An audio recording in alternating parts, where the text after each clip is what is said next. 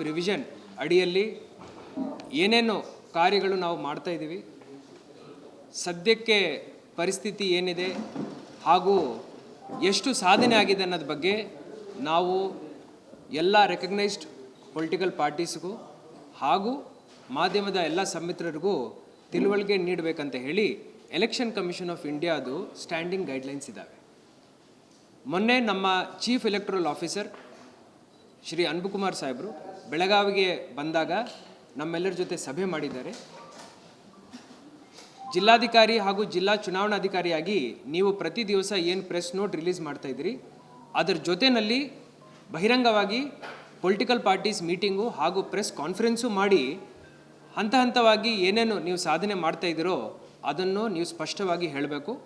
ಹಾಗೂ ಯಾವುದೇ ನ್ಯೂನತೆಗಳು ತಳಮಟ್ಟದಲ್ಲಿ ಮೀಡಿಯಾ ನಮ್ಮ ಮಾಧ್ಯಮದ ಸಂಮಿತ್ರರಿಗೆ ಕಂಡು ಬಂದಾಗ ಅವರು ನಿಮ್ಮ ಗಮನಕ್ಕೆ ತರ್ತಾರೆ, ಅದನ್ನು ಸರಿಪಡಿಸಲಿಕ್ಕೆ ನೀವು ಯತ್ನಿಸಬೇಕಂತ ಹೇಳಿ ಅವರು ನಮಗೆ ಸೂಚನೆಯನ್ನು ನೀಡಿದ್ದಾರೆ.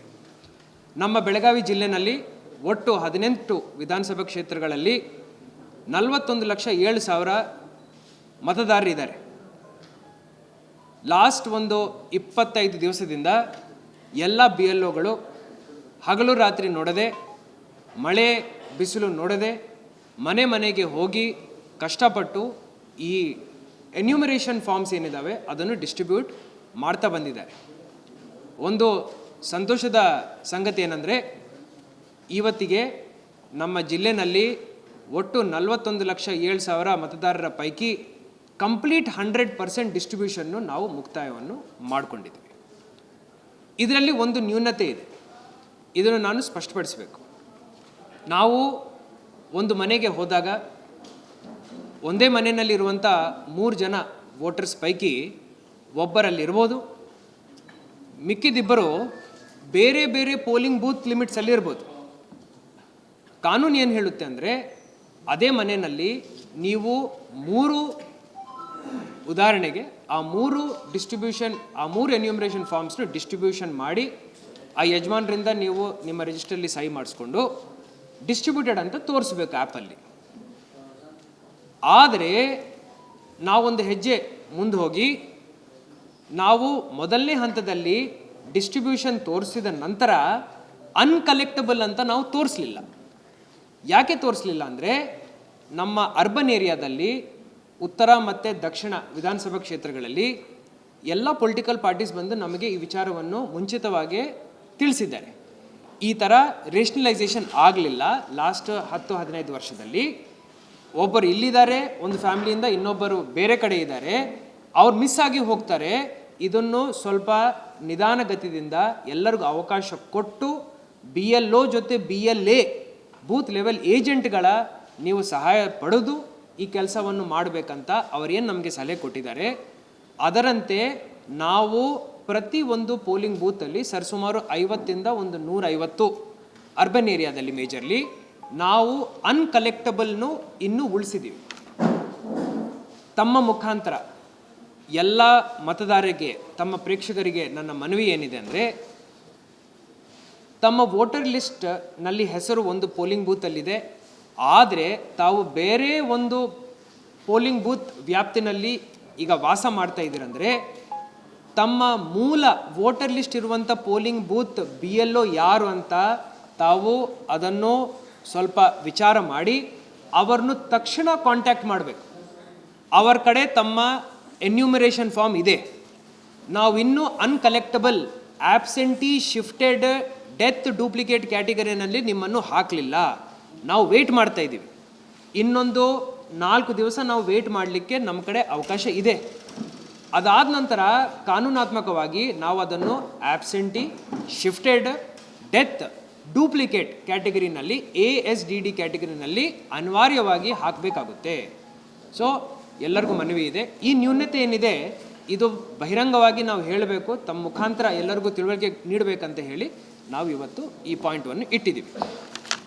ಸ್ಟ್ಯಾಟಿಸ್ಟಿಕ್ಸ್ ನೋಡಬೇಕಂದ್ರೆ ಡಿಸ್ಟ್ರಿಬ್ಯೂಷನ್ 100% ಆಗಿದೆ. ಈಗ ಕಲೆಕ್ಷನ್ ಎಷ್ಟಾಗಿದೆ ಅಂತ ನಾವು ಲೆಕ್ಕ ಮಾಡುವಾಗ ಸರಿಸುಮಾರು ಒಂದು 80% ಕಲೆಕ್ಷನ್ ಆಗಿದೆ, ವಾಪಸ್ ಬಂದಿದೆ. ವಾಪಸ್ ಬಂದ ತಕ್ಷಣ ನಾವು ಏನು ಮಾಡ್ತಾ ಇದ್ದೀವಿ ಅಂದರೆ, ನಾವು ಅದನ್ನು ಡಿಜಿಟಲೈಸೇಷನ್ ಮಾಡ್ಕೊಳ್ತಾ ಇದ್ದೀವಿ. ಡಿಜಿಟಲೈಸೇಷನ್ ಮಾಡ್ತಾ ಇದ್ದೀವಿ, ಸ್ಕ್ಯಾನ್ ಮಾಡ್ತಾ ಇದ್ದೀವಿ, ಡಿಜಿಟಲೈಸ್ ಮಾಡ್ತಾ ಇದ್ದೀವಿ. ನಮ್ಮ BLO ಅದನ್ನು ವೆರಿಫೈಡ್ ಅಂತ ವೆರಿಫೈ ಮಾಡ್ತಾ ಇದ್ದೀವಿ. ಈ ಕೆಲಸ ಇಷ್ಟಾಗಿದೆ ಅಂದರೆ ಮೊದಲನೇ ಹಂತ ನಮಗೆ ಮುಕ್ತಾಯವಾಗುತ್ತದೆ.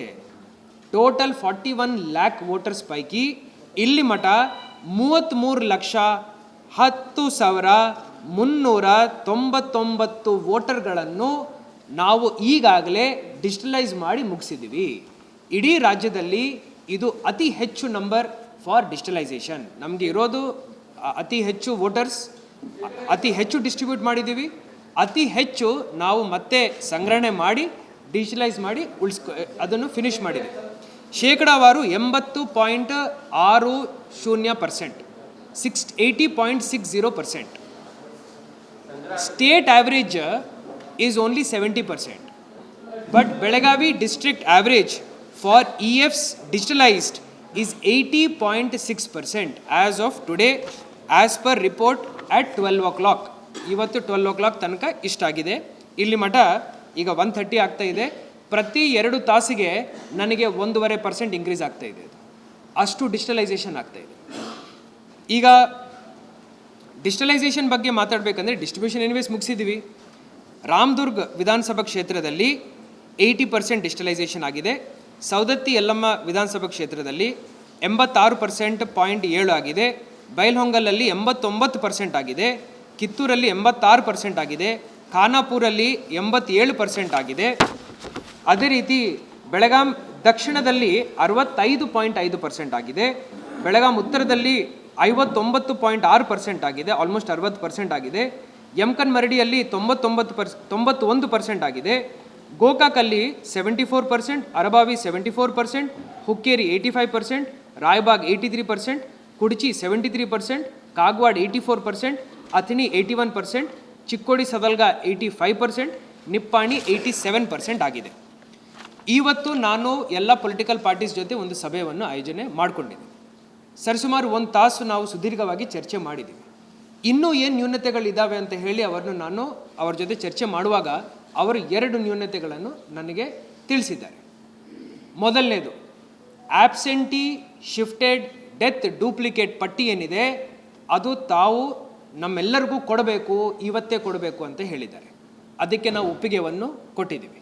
ಇವತ್ತು ಇನ್ನೊಂದು ತಾಸು ಒಳಗಡೆ ಎಲ್ಲ ಪೊಲಿಟಿಕಲ್ ಪಾರ್ಟೀಸಿಗೆ ಇಲ್ಲಿ ಮಠ ಎಷ್ಟು ಜನ ಆಬ್ಸೆಂಟಿ ಶಿಫ್ಟೆಡ್ ಡೆತ್ ಡೂಪ್ಲಿಕೇಟ್ ಕ್ಯಾಟಗರಿನಲ್ಲಿ ಬಂದಿದ್ದಾರೆ ಇಡೀ ಪಟ್ಟಿ ಪೋಲಿಂಗ್ ಬೂತ್ ವಾರಿ ನಾವು ಅವರಿಗೆ ಇವತ್ತು ಫಿಸಿಕಲ್ ಕಾಪಿ ಕವರಿಂಗ್ ಲೆಟರ್ ಹಚ್ಚಿಬಿಟ್ಟು ನಾವು ಮುಟ್ಟಿಸ್ತೀವಿ. ಇದು ಯಾಕೆ ಅವರು ಕೇಳಿದ್ದಾರೆ, ನಾವು ಯಾಕೆ ಮುಟ್ಟಿಸ್ತಾ ಇದ್ದೀವಿ ಅಂದರೆ, ಆ ತಳಮಟ್ಟದಲ್ಲಿ BLAಗಳ ಮುಖಾಂತರ, ಬೂತ್ ಲೆವೆಲ್ ಏಜೆಂಟ್ಗಳ ಮುಖಾಂತರ ಅವರು ಮತ್ತೆ ಕ್ರಾಸ್ ವೆರಿಫೈ ಮಾಡಿಸ್ತಾರೆ.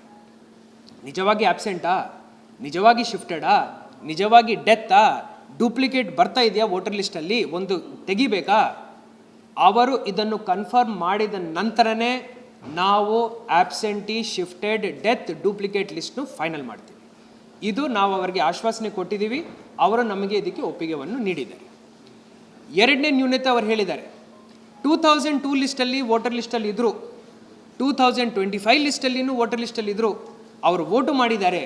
ಆದರೆ ಈಗ ನೀವೇನು ಡ್ರಾಫ್ಟ್ ರೋಲ್ ಇಟ್ಕೊಂಡು ನೀವು ಹೋಗಿ ನೀವು ಈಗ ಏನು ಈಗಿನ ಫೈನಲ್ ರೋಲ್ ಇಟ್ಕೊಂಡು ಏನು ಹೋಗಿ ನೀವು SIR ಕೆಲಸ ಮಾಡ್ತಾಯಿದ್ದೀರಿ, ಆ ಲಿಸ್ಟಲ್ಲಿ ಅವರ ಹೆಸರು ಬಂದಿಲ್ಲ ಅಂತ ಅವ್ರು ಹೇಳಿದ್ದಾರೆ. ಈ ಥರ ನ್ಯೂನತೆಗಳು ಇರಬಹುದು. ಇಷ್ಟು ದೊಡ್ಡ ಮಟ್ಟದ ಕೆಲಸ ಮಾಡ್ತಾ ಇರುವಾಗ 41,07,000 ವೋಟರ್ಸ್ ಇದ್ದಾಗ ಒಂದು 5, 10, 20 ವೋಟರ್ಸ್ ಈ ಥರ ಆಗಿರಬಹುದು. ನಮಗೆ ಒಂದು 100 ವೋಟರ್ಸ್ ಈ ಥರ ಉದಾಹರಣೆಗಳನ್ನು ಅವರು ತೋರಿಸಿದ್ದಾರೆ. ಇದಕ್ಕೆ ಪರಿಹಾರವನ್ನು ನಾನು ಅವರ ಎದುರುಗಡೆ ಇಟ್ಟಿದ್ದೀನಿ. ಆ ಪರಿಹಾರವನ್ನು ಅವರು ಒಪ್ಕೊಂಡಿದ್ದಾರೆ. ಈ ಪರಿಹಾರ ಏನಂದರೆ, ಯಾರ್ಯಾರು ಈ ವೋಟರ್ ಲಿಸ್ಟಲ್ಲಿ ಅವ್ರ ಹೆಸರು ನೋಡಲಿಕ್ಕೆ ಆಗಲಿಲ್ಲ, ಹುಡುಕ್ಲಿಕ್ಕೆ ಆಗಲಿಲ್ಲ, ಅವ್ರ ಹೆಸರಿಲ್ಲ, ಅವ್ರನ್ನು ನಾವು ತಕ್ಷಣ ಫಾರ್ಮ್ 6 ಮುಖಾಂತರ ಹೊಸ ವೋಟರ್ ಅಂತ ಮತ್ತೆ ನೋಂದಣಿ ಮಾಡ್ಕೊಳ್ತೀವಿ. Draft voter list 17th August 2026ಗೆ ಏನು ಪಬ್ಲಿಷ್ ಆಗುತ್ತೆ, ಅದಾದ ತಕ್ಷಣ ನಾವು ಎಲ್ಲ ಈ ಥರ ಯಾರು ಬಿಟ್ಟು ಹೋಗಿದ್ದಾರೆ ಅವ್ರನ್ನು ಮತ್ತೆ SIR ಮುಖಾಂತರ ಹೊಸ ವೋಟರ್ ಅಂತ ನಾವು ನಮೂದು ಮಾಡ್ತೀವಿ. ನಮೂದು ಮಾಡುವಾಗ ಫಾರ್ಮ್ 6 ಅವ್ರು ತುಂಬಬೇಕು. ಈಗ ಎಲ್ಲ ಆನ್ಲೈನ್ ಇದೆ ಸಿಸ್ಟಮ್, BLO ಕಡೆ ಆ್ಯಪ್ ಇದೆ, ಅವ್ರು ತುಂಬಬೇಕು. ಆ BLO ಯಾರಂತ ಅವರು ನೋಡ್ಕೋಬೇಕು.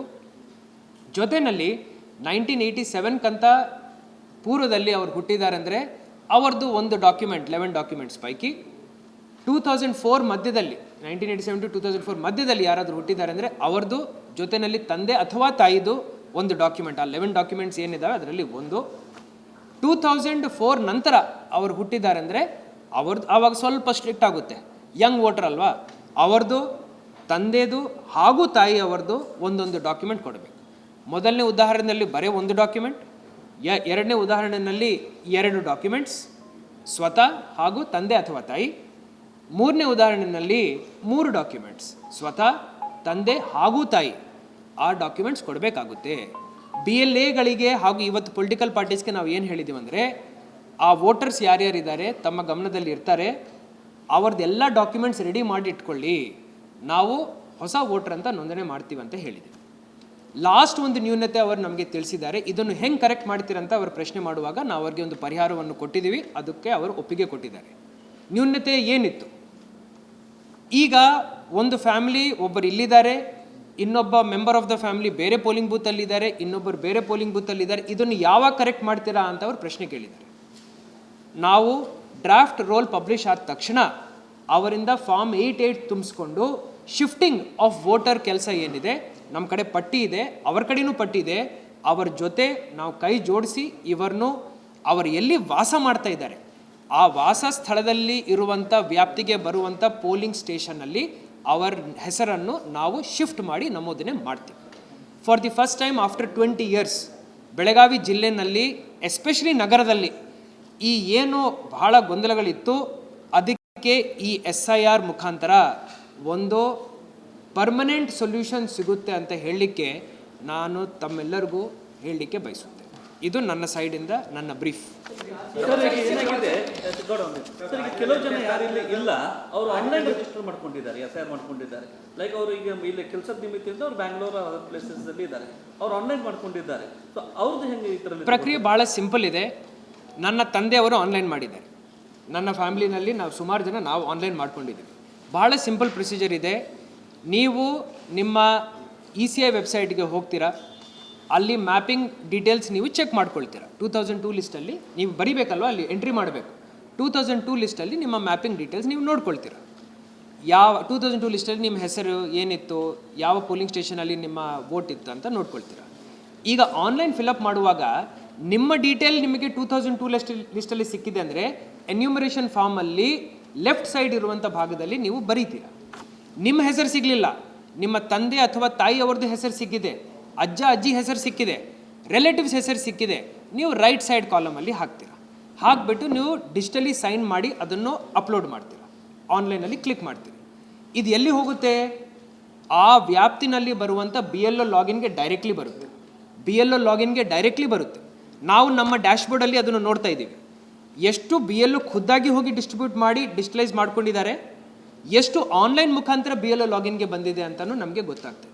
ಅರ್ಬನ್ ಏರಿಯಾಸ್ನಲ್ಲಿ ಹಾಗೂ ರೂರಲ್ ಏರಿಯಾಸ್ನಲ್ಲಿ ಯಾರ್ಯಾರು ಬ್ಯಾಂಗ್ಳೂರಲ್ಲಿದ್ದಾರೆ, ಗೋವಾದಲ್ಲಿದ್ದಾರೆ, ಮುಂಬೈದಲ್ಲಿದ್ದಾರೆ, ಫಾರಿನಲ್ಲಿದ್ದಾರೆ, ಬಟ್ ಇಂಡಿಯನ್ ಸಿಟಿಸನ್ಸ್ ಇದ್ದಾರೆ, ಅವರು ಈ ಥರ ಈ ಒಂದು ಪ್ರೊಸೀಜರ್ನು ಫಾಲೋ ಮಾಡ್ತಾ ಇದ್ದಾರೆ. ಇದಾದ ನಂತರ BLO ಏನು ಮಾಡಬೇಕು, BLO ಕಡೆ ಒಂದು ಬಟನ್ ಇದೆ, ಈ ಡೀಟೇಲ್ಸ್ ಚೆಕ್ ಮಾಡ್ಕೋಬೇಕು. BLO ಅವರ ಆ್ಯಪಲ್ಲಿ ಚೆಕ್ ಮಾಡಿಕೊಂಡು ವೆರಿಫೈಡ್ ಅಂತ ಅವರು ಕ್ಲಿಕ್ ಮಾಡಬೇಕು. ವೆರಿಫೈ ಆಗಿ ಹೋಗಿದೆ ಅಂದರೆ ERO ಲಾಗಿನ್ಗೆ ಹೋಗಿಬಿಡುತ್ತೆ. It is verified, mapped and verified. ಆಯಿತು, ನಿಮಗೆ 2002 ಲಿಸ್ಟಲ್ಲಿ ಹೆಸರು ಸಿಗಲಿಲ್ಲ, ಆವಾಗ ಏನು ಮಾಡ್ತೀರಾ, ಬ್ಲ್ಯಾಂಕ್ ಫಾರ್ಮನ್ನು ನೀವು ಡಿಜಿಟಲಿ ಸೈನ್ ಮಾಡಿ BLOಗೆ ಕಳಿಸ್ತೀರ. BLO ಅವರು ಅದನ್ನು ವೆರಿಫೈ ಮಾಡಿ ಆಕ್ಸೆಪ್ಟ್ ಮಾಡಿ ERO ಲಾಗಿನ್ಗೆ ಕಳಿಸ್ತಾರೆ. ಆವಾಗ ನಿಮಗೆ SIR ಪ್ರಕ್ರಿಯೆ ಮುಖಾಂತರ ಒಂದು ನೋಟಿಸ್ ಜಾರಿಯಾಗುತ್ತೆ. ನಿಮಗೆ 1 ಡಾಕ್ಯುಮೆಂಟ್ 2 ಅಥವಾ 3 ಡಾಕ್ಯುಮೆಂಟ್ಸ್ ಕೇಳ್ತಾರೆ, ಆವಾಗ ಸಬ್ಮಿಟ್ ಮಾಡ್ತೀವಿ. ಅವರ ಕಡೆ ಇರುವಂಥ ಮ್ಯಾಪಿಂಗ್ ಡೀಟೇಲ್ಸ್ನು ಚೆಕ್ ಮಾಡ್ಕೊಳ್ತಾರೆ. ನೀವು ಏನು ಹೇಳ್ತಾ ಇದ್ದೀರಿ, ನೀವು 2002 ಲಿಸ್ಟಲ್ಲಿ ನನ್ನ ಹೆಸರು ಇದಿತ್ತು, ಈ ಪೋಲಿಂಗ್ ಸ್ಟೇಷನಲ್ಲಿ ನನ್ನ ವೋಟ್ ಇತ್ತು, ಇಲ್ಲ ನನ್ನ ಹೆಸರು ಇರಲಿಲ್ಲ, ನನ್ನ ಸಂಬಂಧಿಕರ ಹೆಸರಿತ್ತು, ನನ್ನ ಅಜ್ಜ ಅಜ್ಜಿ ತಂದೆ ತಾಯಿ ಹೆಸರಿತ್ತು ಅಂತ ನೀವೇನು ಬರೆದಿದ್ದೀರಾ ಅದನ್ನು ಅವರ ಆ್ಯಪ್ ಮುಖಾಂತರ ಮತ್ತೆ ಕ್ರಾಸ್ ವೆರಿಫೈ ಮಾಡ್ಕೊಳ್ತಾರೆ. BLOಗೆ ಆ ಅಧಿಕಾರ ಇದೆ, ಅವ್ರು ವೆರಿಫೈ ಮಾಡಬೇಕು, ಅವ್ರ ಜವಾಬ್ದಾರಿ ಇದೆ. ತಳಮಟ್ಟದಲ್ಲಿ BLO ವೆರಿಫೈ ಮಾಡಿದ ನಂತರನೇ ಅದು ಪ್ರಾಸೆಸ್ ಆಗಿ ಇದು ERO ಲಾಗಿನ್ಗೆ ಹೋಗುತ್ತೆ. ಈಗ duplicate ಆಗಿರ್ಬೋದು, absent ಆಗಿರ್ಬೋದು, ನಂಬರ್ ಆಫ್ ಪರ್ಸೆಂಟೇಜ್ ಹೇಳ್ತಿದೆ ಸರ್ ಈಗ. ಇದರಲ್ಲಿ ಎಷ್ಟು ನಕಲಿ ಇದ್ರೆ ಈಗ ಇದು ಮಾಹಿತಿಯನ್ನು ಕೊಡ್ತೀನಿ, ಡೂಪ್ಲಿಕೇಟ್ ಪರ್ಸೆಂಟೇಜ್. ಈಗ ಟೋಟಲ್ ASDD ಲಿಸ್ಟ್ ಹೇಳ್ತೀನಿ, ಆಬ್ಸೆಂಟಿ, ಶಿಫ್ಟ್, ಡೆತ್, ಡೂಪ್ಲಿಕೇಟ್ ಒಟ್ಟು ಸೇರಿ ಡೆತ್ ನಮ್ಮ ಕೇಸಲ್ಲಿ 98,089, 98089. Untraceable absent 4,021, 4021. Permanently shifted 1,06,539. Already enrolled 33,322. ಇದನ್ನು ನಾವು ಇನ್ನೂ ಫೈನಲ್ ಮಾಡ್ತಾ ಇಲ್ಲ. ಒಮ್ಮೆ ಎಲ್ಲ ರೆಕಗ್ನೈಸ್ಡ್ ಪೊಲಿಟಿಕಲ್ ಪಾರ್ಟೀಸ್ ಈ ಲಿಸ್ಟನ್ನು ಚೆಕ್ ಮಾಡಿಕೊಂಡು ನಮಗೆ ಕನ್ಫರ್ಮೇಷನ್ ಹೇಳಿದ ನಂತರನೇ ನಾವು ಇದನ್ನು ಫೈನಲ್ ಮಾಡ್ಕೊಳ್ತೀವಿ.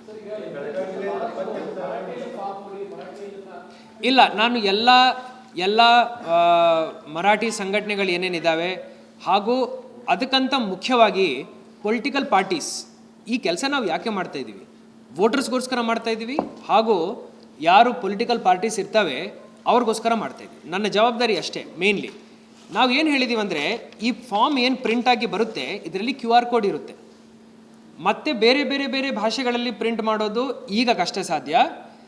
ಒಂದು ಸ್ಯಾಂಪಲ್ ಫಾರ್ಮ್ ಏನಿದೆ, ಮರಾಠಿನಲ್ಲಿ ಏನು ಸ್ಯಾಂಪಲ್ ಫಾರ್ಮ್ ಇದೆ, ಎಲ್ಲೆಲ್ಲಿ ಆ ಭಾಗದಲ್ಲಿ ಮರಾಠಿ ಸ್ಪೀಕಿಂಗ್ ಮೆಂಬರ್ಸ್ ಜಾಸ್ತಿ ಇದ್ದಾರೆ ವೋಟರ್ಸ್, ಆ ಫಾರ್ಮ್ನು BLO ಅವರು ಎಡಿಷ್ನಲಿ ಇಟ್ಕೊಂಡು ತೋರಿಸ್ಬೇಕು.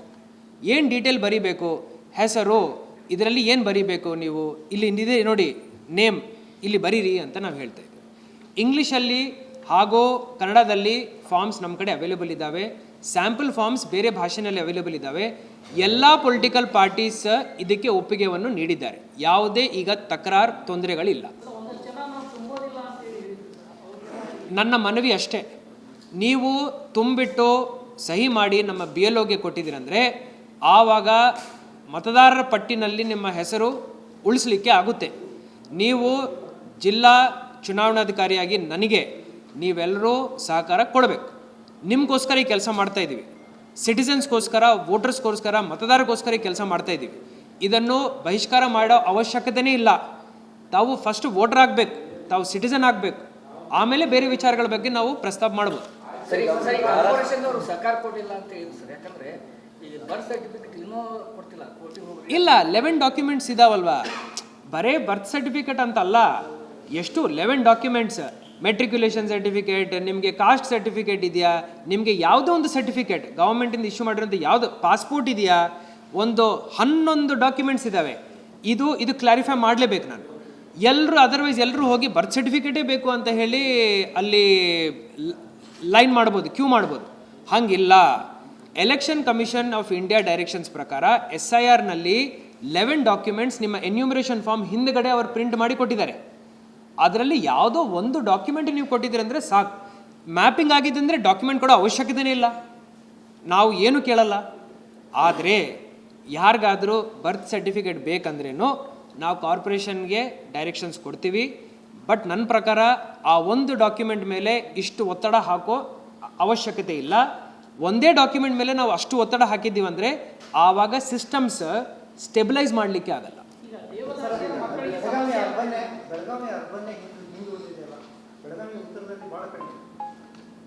ಹೇಳ್ತೀನಿ. ಸೊ ಯೂಶಲಿ ಏನಾಗುತ್ತೆ, ಅರ್ಬನ್ ಏರಿಯಾಸ್ದಲ್ಲಿ ಈಸಿನೂ ಡಿಫಿಕಲ್ಟು. ಈಸಿ ಯಾವಾಗಂದರೆ ಎಲ್ಲ ಪೋಲಿಂಗ್ ಬೂತ್ ವೋಟರ್ಸ್ ಅಕ್ಕಪಕ್ಕ ಒಂದೇ ಓಣಿನಲ್ಲಿ ನಿಮಗೆ 100 ಜನ ಸಿಕ್ಕಿದ್ದಾರೆ, 200 ಜನ ಸಿಕ್ಕಿದ್ದಾರೆ ಅಂದರೆ ಭಾಳ ಸುಲಭ. ಆ ಥರ ನಿಮಗೆ ಓಣಿ ಸಿಕ್ಕಿದ್ದಂದರೆ ಆ BLO ಏನೋ ಪುಣ್ಯ ಮಾಡ್ಕೊಂಡಿದ್ದಾನೆ.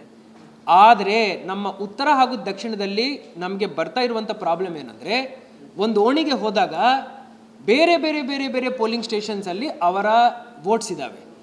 ಇವರಿಗೆ BLOಗಳಿಗೆ ಬಹಳ ಕಷ್ಟ ಆಗ್ತಾ ಇದೆ. ಆದರೆ ಹಂತ ಹಂತವಾಗಿ ಪ್ರತಿ ದಿವಸ ಒಂದು 50-100 ಫಾರ್ಮ್ಸ್ ಮಾಡಿ ಈಗ 60%ಗೆ ಉತ್ತರದಲ್ಲಿ 67% ಉತ್ತರ 59 ಸರ್. ಈಗ ಉತ್ತರ 60% ಆಗಿದೆ ಹಾಗೂ ದಕ್ಷಿಣ ಸರ್ 66% ಆಗಿದೆ. ನನಗೆ ಬಹಳ ಕಾನ್ಫಿಡೆನ್ಸ್ ಇದೆ BLO ಮೇಲೆ, BLAಗಳ ಮೇಲೆ ಹಾಗೂ ಸಿಟಿಸನ್ಸ್ ಮೇಲೆ, ಮತದಾರರ ಮೇಲೆ.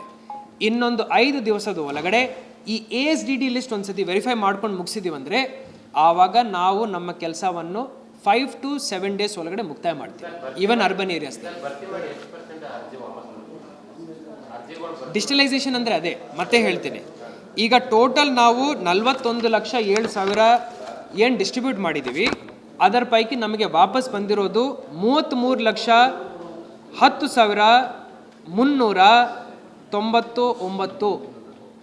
80%, 80.6%. ಓಕೆ,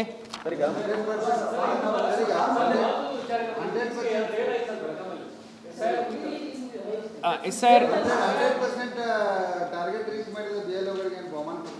ಬಹುಮಾನ ಅಲ್ಲ, ನಾನು ಅವ್ರ ಮನೆಗೆ ಹೋಗಿ ಸನ್ಮಾನ ಮಾಡ್ತೀನಿ. ನಾನು ಅವರಿಗೆ ಮಾತು ಕೊಟ್ಟಿದ್ದೀನಿ. ಎಸ್ಪೆಷಲಿ ಉತ್ತರ ಹಾಗೂ ದಕ್ಷಿಣ ಕ್ಷೇತ್ರಗಳಲ್ಲಿ ಬಹಳ ಕಷ್ಟ ಇದೆ, ಬಹಳ ಕಷ್ಟಪಡ್ತಾ ಇದ್ದಾರೆ. ಸೊ ಎಸ್ಪೆಷಲಿ ಆ ಕ್ಷೇತ್ರಗಳಲ್ಲಿ ಯಾರು 100ಕ್ಕೆ 100 ಮಾಡ್ತಾರೆ, ಡಿಜಿಟಲೈಸೇಷನ್ ASDD ತೋರಿಸ್ಕೊಳ್ತಾರೆ, ನೀಟ್ಲಿ ಎಲ್ಲ ಪ್ರಾಸೆಸ್ ಮಾಡ್ತಾರೆ, ಯಾವುದೇ ದೂರ ಬರಲ್ಲ. ಅವ್ರ ಮನೆಗೆ ಹೋಗಿ ನಾನು ಅವರಿಗೆ ಸನ್ಮಾನ ಮಾಡ್ತೀನಿ ಅಂತ ಹೇಳಿದ್ದೀನಿ. 3 ಜನಕ್ಕೆ ಇಲ್ಲಿ ಮಠ ನಾನು ಮಾಡಿದ್ದೀನಿ ದಕ್ಷಿಣದಲ್ಲಿ. ಈಗ ಉತ್ತರದಲ್ಲಿ ನಾನು ವೇಟ್ ಮಾಡ್ತಾ ಇದ್ದೀನಿ. ಈಗ ಒಂದು ಸೆನ್ಸ್ ಆಫ್ ಹೆಲ್ದಿ ಕಾಂಪಿಟೇಷನ್ ಬಂದಿದೆ. ಫಸ್ಟ್ ಏನಾಗ್ತಾ ಇತ್ತು, ನಾವು ಬರೀ BLO ಮೇಲೆ ಒತ್ತಡ ಹಾಕ್ತಾ ಇದ್ದೀವಿ ಅಂತ ಇತ್ತು. ಹಂಗೆ ಒತ್ತಡನೂ ಹಾಕ್ತಾ ಇದ್ದೀವಿ, ನಾನು ಒಪ್ಕೊಳ್ತೀನಿ, ಕೆಲಸನೂ ಮಾಡಿಸ್ಬೇಕು. ಆದರೆ ಅದರ ಜೊತೆ ಯಾರು ಉತ್ತಮ ಕೆಲಸ ಮಾಡಿದ್ದಾರೆ ಅವ್ರಿಗೆ ಶ್ಲಾಘನೆ ಹೇಳೋದು, ಅವ್ರಿಗೆ ನಾವು ಸನ್ಮಾನ ಮಾಡೋದು, ಆ ಕೆಲಸವನ್ನು ಮಾಡಿ ಪ್ರೋತ್ಸಾಹನೆ ಮಾಡಬೇಕಂತ ಹೇಳಿ ಆ ದೃಷ್ಟಿಯಿಂದ ಕೆಲಸ ಮಾಡ್ತೀವಿ. Thank you. ಏನು ಸಮಸ್ಯೆ ಇದೆ ಅವರಿಗೆ?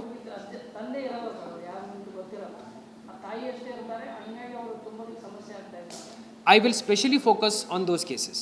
ನಾನು ಅಲ್ಲಿ ಸ್ಪೆಷಲಿ ಫೋಕಸ್, ಇದು ಸ್ವಲ್ಪ ಕ್ರಿಟಿಕಲ್ ಕೇಸ್ ಅನಿಸ್ತಾ ಇದೆ ನನಗೆ. ಆ ಥರ ಮಾಜಿ ದೇವದಾಸಿಯರು ಎಷ್ಟು ಜನ ಇದ್ದಾರೆ ಅವ್ರದ್ದು ನಮ್ಮ ಕಡೆ ಪಟ್ಟಿ ಇದೆ. ಸೊ ಅವರ ಮಕ್ಕಳು ಯಾರಿದ್ದಾರೆ ಅವ್ರನ್ನ ನಾವು ನೋಡ್ತೀವಿ. 18+ ಇದ್ದಾರೆ ಅಂದರೆ ಅವ್ರಿಗೆ ನಾವು ಹೆಂಗೆ ಅವ್ರನ್ನು ಅದರಲ್ಲಿ ಅಳವಡಿಸ್ಬೇಕೋ ನಾವು ಅದರ ಮೇಲೆ ಕಾನೂನಾತ್ಮಕ ಕ್ರಮವನ್ನು ವಹಿಸ್ತೀವಿ, ಹೆಲ್ಪ್ ಮಾಡ್ತೀವಿ.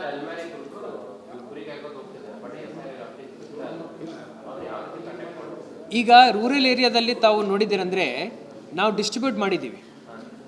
ಊರಲ್ಲಿ ಏನಿದೆ ಭಾಳ ಸಿಂಪಲ್ ಇದೆ. ಅಲಮಾರಿ ಇದ್ದಾರೆ ಅಂದ್ರೇನು, ಅವರ ಪರಿಚಯದವರು ಯಾರೋ ಒಂದು ಲಿಂಕ್ ನಮಗೆ ಸಿಗ್ತಾ ಇದೆ, ಅವ್ರಿಗೆ ನಾವು ತಿಳುವಳಿಕೆಯನ್ನು ನೀಡ್ತಾ ಇದ್ದೀವಿ. ಅವ್ರು ಸಹಿ ಮಾಡಿ ಕೊಡಲಿ ಅಂತ ನಾವು ಕೇಳ್ಕೊಳ್ತಾ ಇದ್ದೀವಿ. ಸಹಿ ಮಾಡಿ ಕೊಡ್ತಾ ಇದ್ದಾರೆ. ರೂರಲಲ್ಲಿ ಆಲ್ಮೋಸ್ಟ್ ಒಂದು 90% ತನಕ ನಾವು ಬಂದುಬಿಟ್ಟಿದ್ದೀವಿ. Especially some pockets where you have population of migrant people, ಆ ತಾಲೂಕುಗಳಲ್ಲಿನೂ ನಮಗೆ ಒಳ್ಳೆ ಪ್ರೋಗ್ರೆಸ್ ಆಗ್ತಾ ಇದೆ. ಸಣ್ಣ ಪುಟ್ಟ ನ್ಯೂನತೆಗಳು ಏನಿದ್ದಾವೆ August 8 ಒಳಗೆ ಮುಕ್ತಾಯ ಮಾಡ್ತೀವಿ. Thank you. ಈಗ 2002ದಲ್ಲಿ ಬೇರೆ ಸ್ಟೇಟಲ್ಲಿ ಹೆಸರಿತ್ತು ಸರ್, ಯಾಕೆ ಬಿಕಾಸ್ ಆಫ್ ಸರ್ವಿಸಸ್ ಜಾಬ್ಸ್ ಅನ್ನ. ಈಗ ಕೆಲವು ಜನ ಡಿಫೆನ್ಸ್ ಸರ್ವಿಸಸ್ದಲ್ಲಿ ಇದ್ದವರು, ಡಿಫೆನ್ಸಲ್ಲಿ ಇದ್ದವರು ಬೇರೆ ಕಡೆ ಇದ್ದರು. ಆಮೇಲೆ ಬ್ಯಾಂಕಿಂಗ್ ಎಂಪ್ಲಾಯೀಸ್ ಅವ್ರದ್ದು 2002 ಅವ್ರಿಗೆ ಸಿಗ್ತಾ ಇಲ್ಲ. ಭಾಳ ಸಿಂಪಲ್ ಇದೆ. ಉದಾಹರಣೆಗೆ ನಂದೇ ನೋಡಿ, ನಾನು ನನ್ನ ಊರು ಬಿಟ್ಟು ಈಗ ನಾನು ನನ್ನ ಕಾಡ್ರಿಗೆ ಬಂದು ಇಲ್ಲಿ ನಾನು ಕೆಲಸ ಮಾಡ್ತಾಯಿದ್ದೀನಿ. ಭಾಳ ಸಿಂಪಲ್. ನಾನು ಆನ್ಲೈನ್ ಹೋಗಿದ್ದೀನಿ. ECI ವೆಬ್ಸೈಟಲ್ಲಿ 2002ನಲ್ಲಿ ನನ್ನ ಹೆಸರು ಎಲ್ಲಿತ್ತು ಅಂತ ಹೇಳಿ ನಾನು ಹುಡುಕಿದ್ದೀನಿ. ನನಗೆ ಗೊತ್ತಲ್ವ ನಾನು ಎಲ್ಲಿದ್ದೀನೋ ಅಂತ ಹೇಳಿ. ಅದನ್ನು ಹೋಗಿ ಅಲ್ಲಿ ಪಾರ್ಟ್ ನಂಬರ್ ಹಾಕಿ, ಅಸೆಂಬ್ಲಿ ಹಾಕಿ, ನನ್ನ ಹೆಸರು ಹಾಕಿ ಹುಡುಕಿದ್ದೀನಿ. ಮೊನ್ನೆ ನಮ್ಮ ಮಾಧ್ಯಮದ ಒಬ್ಬ ಮಿತ್ರರಿಗೂ ನಾವು ಹುಡುಕಿ ಕೊಟ್ಟಿದ್ದೀವಿ. ಹಾಗೆ ಒಂದು 2 ನಿಮಿಷದ ಒಳಗಡೆ ಹುಡುಕೋದು ಭಾಳ ಸಿಂಪಲ್. ಆಮೇಲೆ ಏನು ಮಾಡಬೇಕು, ನಿಮಗೆ ಸಿಕ್ಕಿದೆ 2002 ಲಿಸ್ಟಲ್ಲಿ ನಿಮ್ಮ ಹೆಸರು ಎಲ್ಲಿದೆ ಅಂತ ಹೇಳಿ. ಅದನ್ನು ನಿಮ್ಮ ಎನ್ಯೂಮರೇಷನ್ ಫಾರ್ಮಲ್ಲಿ ಫಿಸಿಕಲಿ ಬರೀತೀರಾ ಇಲ್ಲ ಆನ್ಲೈನ್ ಬರೀತೀರಾ, ಅದು ನಿಮಗೆ ಬಿಟ್ಟಿರೋದು. ಆದರೆ ಬೇಗ ಫಿಲಪ್ ಮಾಡಿ ವಾಪಸ್ ಕೊಡಬೇಕು. ಫಾರ್ಮ್ ಡಬಲ್ ಕೊಡ್ತಾ ಇದ್ದೀವಿ, ಪ್ರಿಂಟ್ ಮಾಡಿ ಕೊಡ್ತೀವಿ, ಏನು ತೊಂದರೆ ಇಲ್ಲ. ನಮ್ಮ ಕಡೆ ಸಾಫ್ಟ್ ಕಾಪೀಸ್ ಇದ್ದಾವೆ, ಯಾರಿಗೂ ಏನು ತೊಂದರೆ ಆಗಲ್ಲ. ಏನಾದರೂ ಮಿಸ್ ಆಗಿದೆ, ಮುರಿದೋಗಿದೆ, ಏನೇ ಕಷ್ಟ ಆಗಿದೆ ಅಂದ್ರೇನು ನೀವು ನಿಮ್ಮ BLOಗೆ ಹೇಳಬೇಕು.